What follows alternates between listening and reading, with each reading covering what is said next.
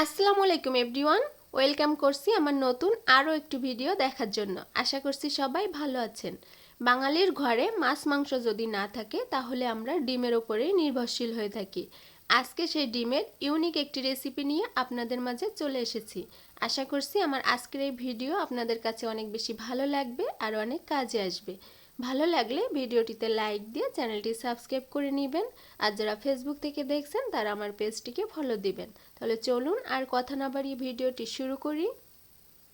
এখানে আমি hard boil করা 6টি ডিম নিয়ে নিয়েছি, আর ডিমটি মাঝখান থেকে কয়েকটি কাট দিয়ে দিয়েছি, এতে করে এর ভেতরে মশলাগুলো খুব ভালোভাবে পৌঁছে যাবে। এখন এখানে আমি লবণ দিয়ে দিচ্ছি হাফ চা চামচ, আর দিয়ে দিচ্ছি হাফ চা চামচ হলুদের গুঁড়া। লবণ আর হলুদটা মাখিয়ে আমি 10 মিনিট রেস্টে রেখে দিব, এতে করে ডিমটি ভাজার সময় ফেটে গায়ে আসবে না। 10 মিনিট পরে আমি ডিমটি ভাজতে চলে এসেছি। এখন চুলায় প্যান বসিয়ে তেল দিয়ে দিচ্ছি 1/4 কাপ। এই 1/4 কাপ তেলে কিন্তু আমি পুরো রান্নাটা করে নিব। আপনারা চাইলে তেলের পরিমাণটা একটু বাড়িয়ে নিয়ে নিতে পারবেন। এখন তেল গরম হয়ে গেলে এখানে আমি ডিমটা দিয়ে দিচ্ছি, দিয়ে এটি জাস্ট 1 মিনিটের মতো ভেজে নেব এপিট ওপিট করে। খুব শক্ত করে ভাজা যাবে না, তাহলে কিন্তু এটি রাবারের মতো হয়ে যাবে। আর চুলার আঁচটি মিডিয়াম আর লো এর মাঝামাঝি রেখে পুরো রান্নাটি আমি করে নেব, এতে করে রান্নাটি খুব ভালো হবে। এখন এটি আমার ভাজা হয়ে গিয়েছে, আমি উঠিয়ে নিচ্ছি। আর সবগুলো উঠিয়ে নেওয়ার পরে তেলটা একটু ঠান্ডা করে নিব, এতে করে বাকি মশলাগুলো দিলে সেটা আর পুড়ে যাবে না। তেলটা কিছুক্ষণ ঠান্ডা করে নেওয়ার পরে এখন এখানে আমি দিয়ে দিচ্ছি 1/3 কাপ পেঁয়াজ বাটা। পেঁয়াজ বাটা বা পেঁয়াজ পেস্টটা দিলে কিন্তু গ্রেভিটা অনেক ভালো হয়। আর দিয়ে দিচ্ছি একটি পেঁয়াজ কুচি। দিয়ে এই পেঁয়াজটা আমি খুব ভালোভাবে কষিয়ে নেব, এর কাঁচা গন্ধটা চলে যাওয়া পর্যন্ত। এই পর্যায়ে আমি এখন দিয়ে দিচ্ছি 2টি তেজপাতা ছোট সাইজের, আর দিয়ে দিচ্ছি 2 টুকরো দারচিনি,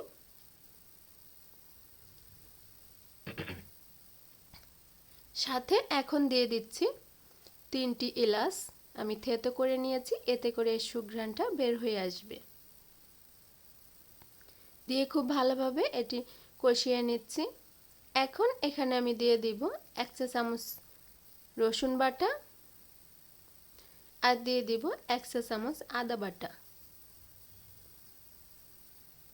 দিয়ে আবারও পেঁয়াজ রসুন আদাটা খুব ভালোভাবে কষিয়ে নেব। এখানে এই সবগুলো উপকরণ আপনারা একটু বাড়িয়ে নিতে পারবেন যদি আপনাদের ডিমের পরিমাণটা বেশি হয়। এখানে একটু পানি দিয়ে দিচ্ছি। এখন গুঁড়া মশলাগুলো অ্যাড করব যাতে করে পুড়ে না যায়। পানি দিয়ে মশলাটা আরও কিছুক্ষণ কষিয়ে নেওয়ার পরে এখানে আমি দিয়ে দিচ্ছি স্বাদমতো লবণ, আর দিয়ে দিচ্ছি 1 চা চামচ হলুদের গুঁড়া। এই হলুদের উপরে একটু পানি দিয়ে দিবেন, তাহলে দেখবেন হলুদটা আর পুড়ে যাবে না, কালারটা খুব সুন্দর আসবে। দিয়ে আবারও খুব ভালোভাবে এটি কষিয়ে নিচ্ছি। এই পর্যায়ে আমি দিয়ে দিচ্ছি শুকনা মরিচের গুঁড়া 1 চা চামচ। ঝালের পরিমাণটা আপনারা বাড়িয়ে কমিয়ে নিয়ে নিতে পারবেন। আর দিয়ে দিচ্ছি হাফ চা চামচ কালো গোলমরিচের গুঁড়া। দিয়ে আবারও একটু পানি দিয়ে মশলাটা আমি কষিয়ে নিচ্ছি। আপনারা অবশ্যই খেয়াল করছেন আমি সবগুলো মশলা কিন্তু একবারে দিয়ে দিচ্ছি না, ধাপে ধাপে দিচ্ছি আর কষিয়ে নিচ্ছি একটু পানি দিয়ে, এতে করে মশলাটা খেতে খুব ভালো লাগবে আর কষানোটাও খুব ভালো হবে। এই পর্যায়ে আবার দিয়ে দিচ্ছি আমি হাফ চা চামচ ধনিয়ার গুঁড়া, আর দিয়ে দিচ্ছি হাফ চা চামচ জিরার গুঁড়া। দিয়ে আবারও খুব ভালোভাবে এই মশলাটা কষিয়ে নেব।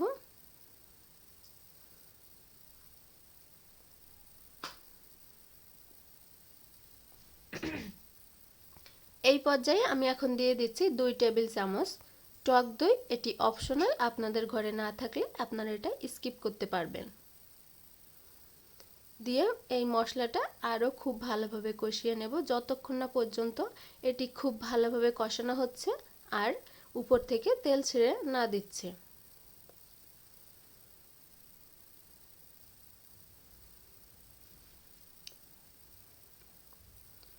মশলাটা খুব ভালোভাবে কষানো হয়ে গিয়েছে।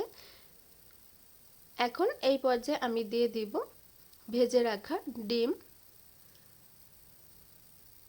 আমি আমার ভিডিওগুলোতে প্রায় একটা কথা বলে থাকি, সেটি হলো মনোযোগ দিয়ে রান্না করলে যে কোনো রান্নাই খেতে সুস্বাদু হয়।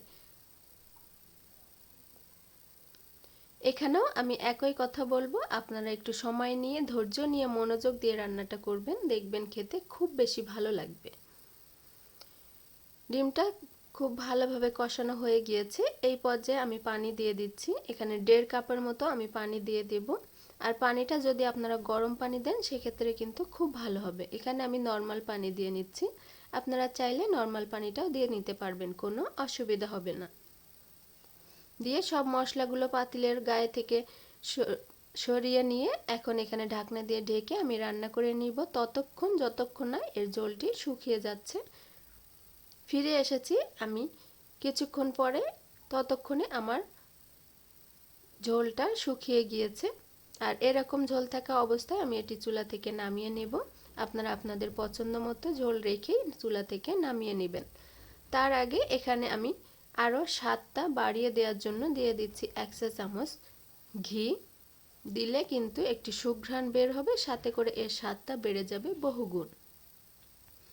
দিয়ে নেড়েচেড়ে মিশিয়ে নিচ্ছি।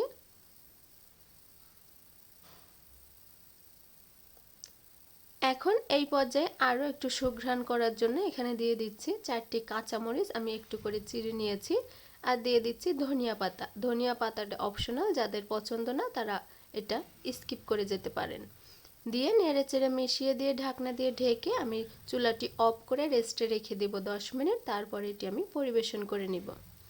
ভিউয়ার্স, আশা করছি আমার আজকের এই ভিডিও আপনাদের কাছে অনেক বেশি ভালো লেগেছে আর অনেক সহজও লেগেছে। ভালো লাগলে চ্যানেলটি সাবস্ক্রাইব করে নেবেন। যারা ফেসবুক থেকে দেখছেন তারা আমার পেজটিকে ফলো দিবেন। আর আমার এই রেসিপি ট্রাই করে বাসায় অবশ্যই আমাকে কমেন্ট করে জানাবেন আপনাদেরটা কেমন হয়েছে। আজকে এই পর্যন্তই। সবাই ভালো থাকেন, সুস্থ থাকেন। আল্লাহ হাফেজ।